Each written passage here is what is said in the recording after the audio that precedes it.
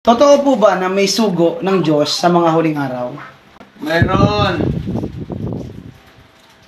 May mga sugo ang Diyos. Una, sugo ng Diyos yung mga katulad ko na ako'y nangangaral ng salita ng Diyos. By proclaiming the gospel of God, yun ang ibig sabihin nun. Ako yun. Second, na mga sugo ng Diyos, yun ay mga sugo ng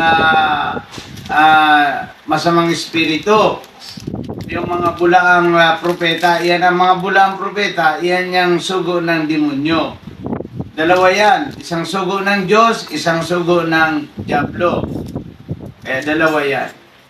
Saan po mapupunta ang mga sanggol na namatay? Langit or impyerno? Ang mga sanggol kasing mamatay ay pupunta yan sa impyerno kung ang lahi niya ay hindi sumasampalataya.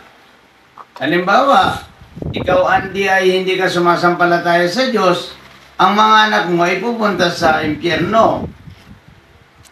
Pero kung sumasampalataya ka, yung mga batang wala pang kasalanan, ay ligtas yan, sapagkat doon pinapatunayan na nung sinuwi ay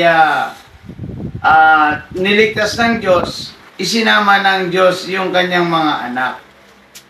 Kaya kung ikaw ay ligtas na, ay pati mga anak mo, mga bata, maliligtas.